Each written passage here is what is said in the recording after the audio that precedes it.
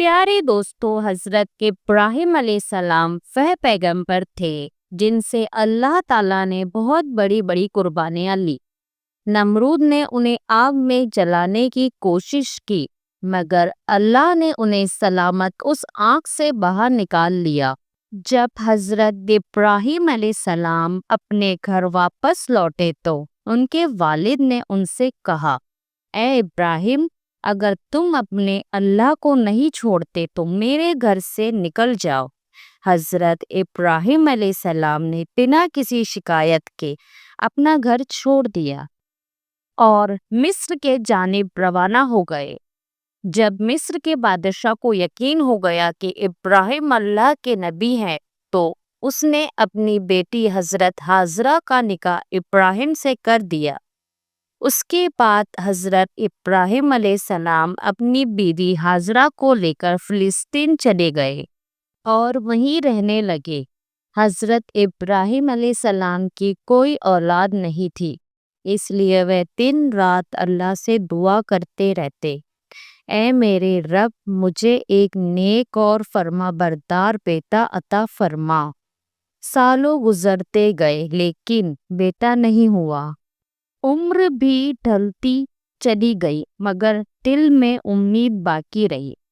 84 साल की उम्र में भी वे अल्लाह से यही इंतज़ार करते रहे, ए अल्लाह, मैं तेरी रहमत से मायूस नहीं हूँ, मुझे एक बेटा अता कर जो बुढ़ापे में मेरा सहारा बने। आखिरकार अल्लाह ने उनकी दुआ कबूल फरमा ली। 84 साल की उम्र में हजरत इब्राहिम अलैहिस्सलाम को एक प्यारा सा बेटा अता हुआ। उन्होंने उसका नाम इस्माइल रखा। आप अंदाज़ा लगाइए, एक बाप जिसने 84 साल की उम्र में बेटा पाया हो, उसकी मोहब्बत उस बेटे से कितनी होगी। वे हर वक्त उसे सीने से लगाए रखते, उसे घुमाते फिराते, उसको चूमते और कंधे पर बिठाकर बाजार में फिराते, उसके साथ खेलते और हंसी मजाक करते। अभी बेटे की पैदाइश को एक हफ्ता भी नहीं गुजरा था कि हजरत जिब्राइल अलैहिस्सलाम इब्राहिम अलैहिस्सलाम के पास आए और कहा, ए अल्लाह के नबी, अल्लाह का हुक्म है कि आप अपनी बीवी और बच्चों से खुद से जुदा कर दे। ये सुनकर हजरत इब्राहिम अलैहिस्सलाम का दिल कांप गया। बोले, ए जिब्राइल, मैं अपनी बीवी और बच्चों को कहाँ छोड़ दूँ। जिब्राइल अलैहिस्सलाम ने जवाब दिया, जहाँ अल्लाह का हुक्म होगा मैं वहाँ ले जाऊंगा। कल मैं इंसानी शक्ल में ऊँट पर आऊंगा। आप अपनी बीवी और बच्चों को तैयार रखना और मेरे पीछे चलना। अगली सुबह हजरत जिब्राइल अलैहिस्सलाम ऊँट पर सवार होकर आए। इब्राहिम अलैहिस्सलाम ने अपनी बीवी हाजरा और बेटे इस्माइल को ऊँट पर बिठाया और खुद भी ऊँट पर सवार हो गए। जिब्राइल अलैहिस्सलाम का ऊँट आगे आगे, इब्राहिम अलैहिस्सलाम का ऊँट पीछे पीछे चलता रहा। वे फिलिस्तीन से चले, शहर दर शहर गुजरे, हफ्ते महीने में बदलते गए और एक महीने के सफर के बाद अरब की सरजमीन पर पहुंचे। उस वक्त अरब वीरान था, ना कोई इंसान ना कोई परिंदा। जिब्राइल अलैहिस्सलाम का ऊँट काले सुनसान पहाड़ों के दरमियान चलता रहा। आखिरकार चारों ऊंचे पहाड़ों के बीच एक वादी में पहुंचे, जहां आज काबा मौजूद है, लेकिन उस वक्त वहां दूर दूर तक कोई नहीं था। जिब्राइल ने ऊँट रोका और कहा, ए इब्राहिम, अल्लाह का हुक्म है कि आप अपनी बीवी और बेटे को यहीं उतार दें और खुद वापस चले जाएं। ये सुनते ही हजरत इब्राहिम अलैहिस्सलाम का दिल कांप उठा। वो वही इब्राहिम थे जो आग में फेंके जाने पर भी खामोश खड़े रहे और बस इतना कहा था, मेरा रब मेरे लिए काफ़ी है। मगर आज जब जिब्राइल अलैहिस्सलाम ने उनको ये कहा कि आप अपनी बीवी और बच्चों को सुनसान जगह पर छोड़ दो, तो इब्राहिम अलैहिस्सलाम बेचैन हो उठे اور بولے، اے جبرائیل، یہ تم کیا کہہ رہے ہو؟ یہاں تو نہ پانی ہے نہ کھانا ہے، میری بیوی اور بچے یہاں کیسے زندہ رہیں گے؟ جبرائیل علیہ السلام نے جواب دیا، اے اللہ کے نبی، یہی اللہ کا حکم ہے، آپ انہیں یہیں چھوڑ دیجیے اور فلسطین لوٹ جائیے۔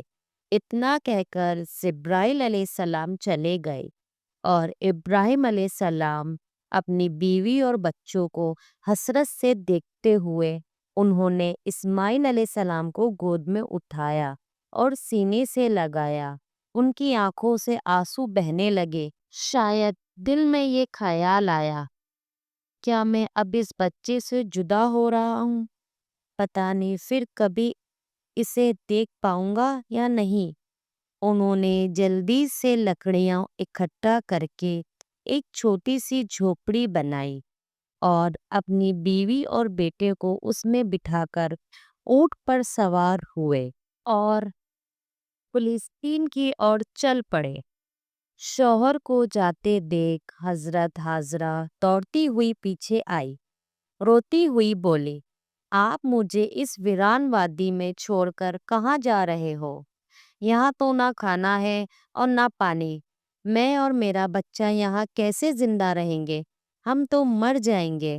ابراہیم علیہ السلام کچھ جواب دینے ہی والے تھے کہ جبرائیل علیہ السلام پھر آئے اور بولے، اے اللہ کے نبی، آپ کو حکم ہے کہ آپ اپنی بیوی کو کوئی جواب نہ دے، بس خاموشی سے فلسطین لوٹ جائے۔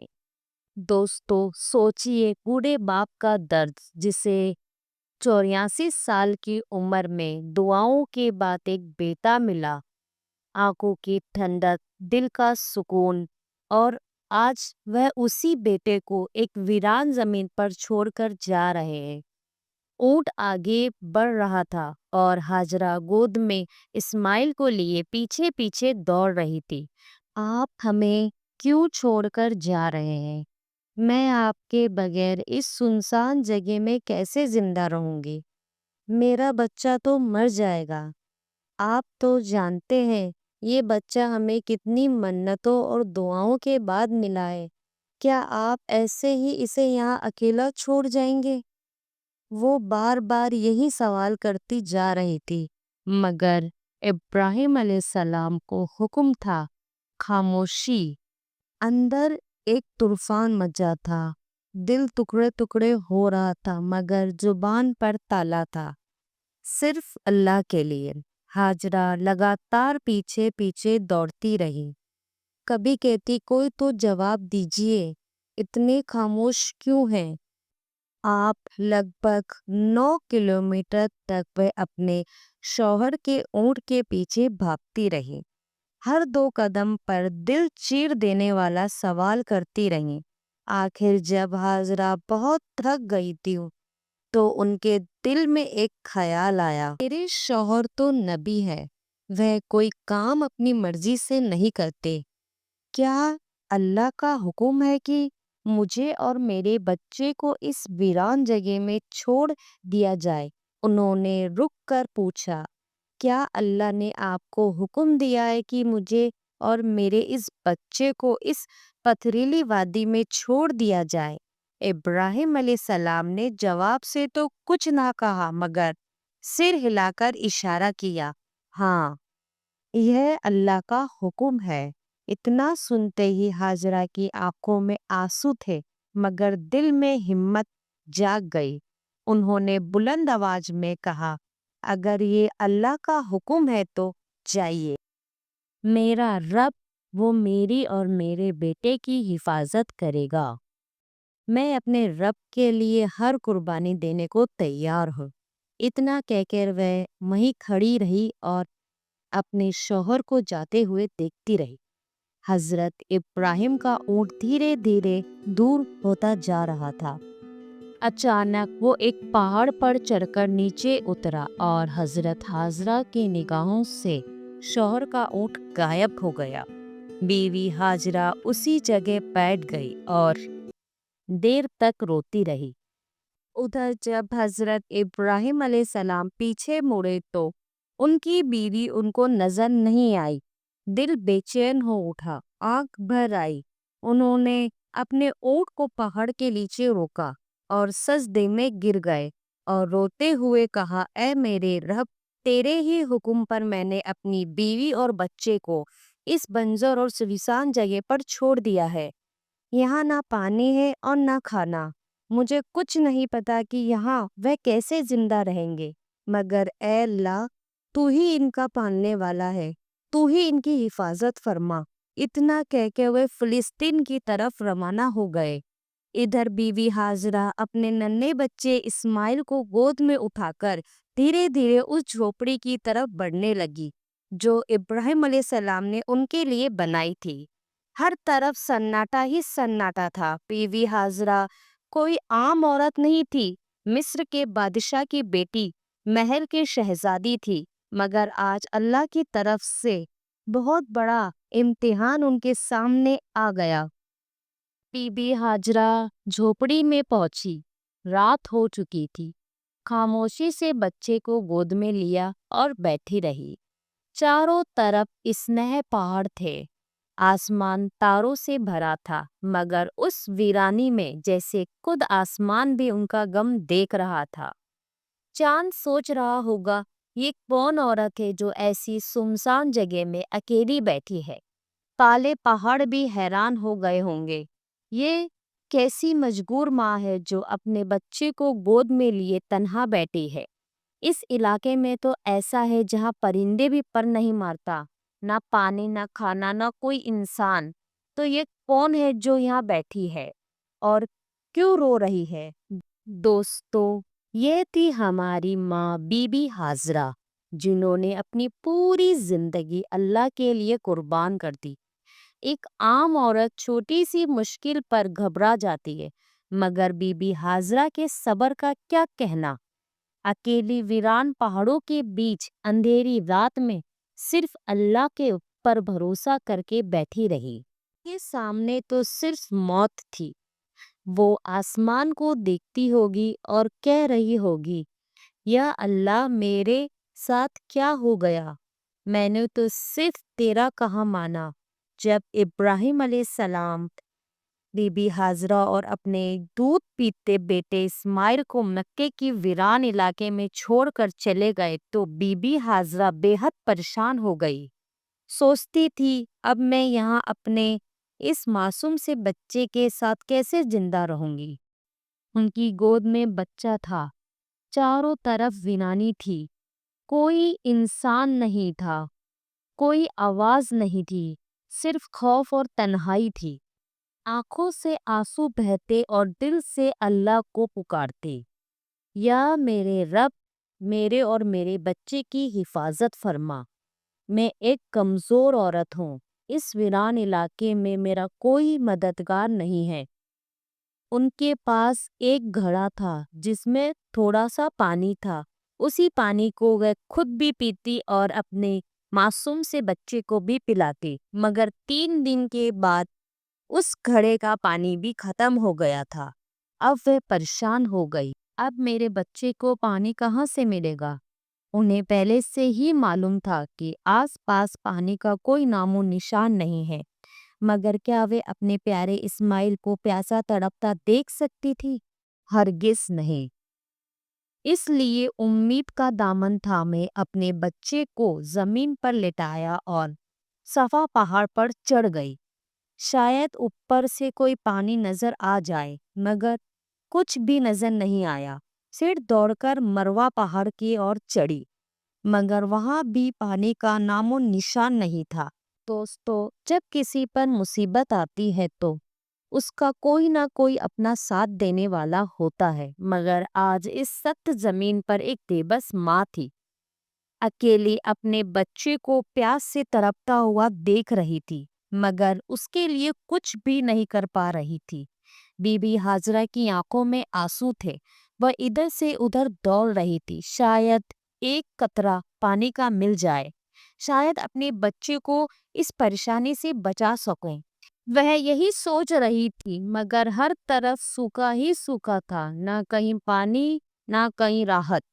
بی بی حاضرہ مصر کے بادشاہ کی بیٹی تھی، ایک شہزادی جس نے بچپن محلوں میں گزارا تھا۔ انہوں نے کبھی بھی ایسی مصیبت کا سامنا نہیں کیا تھا۔ اب وہ بار بار صفا پہاڑ کی طرف دوڑتی، شاید اوپر سے کہیں پانی نظر آ جائے، پھر بھاگتی ہوئی مروہ پہاڑ کی طرف جاتی، مگر ہر بار مایوسی ہی ہاتھ لگتی۔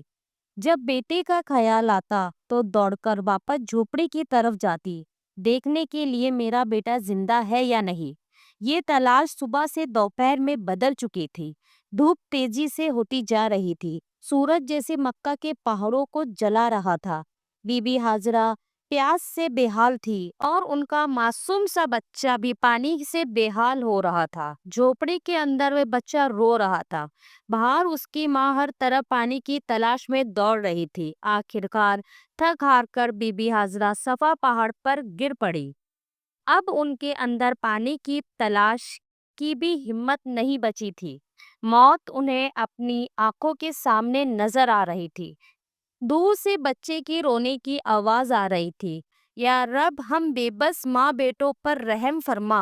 اتنا کہہ کر انہوں نے ایک پتھر پر سر رکھا اور آنکھیں بند کر لی، مگر بچے کی رلائی بھی ان کے کانوں میں گونج رہی تھی۔ اور بھلا کوئی ماں اپنے بچے کو تڑپتا کیسے چھوڑ سکتی تھی؟ اس لیے پریشان ہو کر پھر سر اٹھایا اور جھوپڑی کی طرف دیکھا۔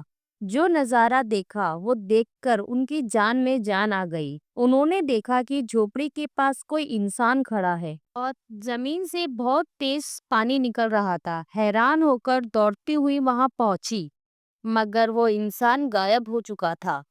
انہوں نے دیکھا کہ پانی ان کے بیٹے اسماعیل کی ایڑیوں کے پاس سے نکل رہا تھا۔ اللہ نے اپنے نبی حضرت اسماعیل اور ان کی ماں کے لیے مکہ کی سخت زمین سے بھی پانی نکال دیا تھا۔ انہوں نے چھوٹے اسماعیل کے دل میں خیال ڈالا کہ اپنی ایڑی زمین پر مارو، اور جیسے ہی اسماعیل نے ایسا کیا، نیچے سے چشمہ پھوٹ پڑا۔ اس کے بعد جبرائیل چلے گئے۔ حضرت حاضرہ نے جب یہ نظارہ دیکھا تو سجدے میں گر پڑی اور روتے ہوئے اللہ کا شکر ادا کرنے لگی۔ انہوں نے اپنے پیاسے بچے کو پانی پلایا۔ وہ پانی اتنی رفتار سے نکل رہا تھا کہ بی بی حاضرہ نے مٹی اور پتھروں سے ان کے چاروں طرف ایک مروڑ بنا دیا تاکہ پانی ایک جگہ ٹھہر جائے۔ آج اسی چشمے کو زمزم کا کنواں بھی کہا جاتا ہے۔ زمزم کا پانی آج تک کبھی ختم نہیں ہوا۔ بی بی حاضرہ اپنے بیٹے اسماعیل کے ساتھ اسی جھوپڑی میں رہنے لگی۔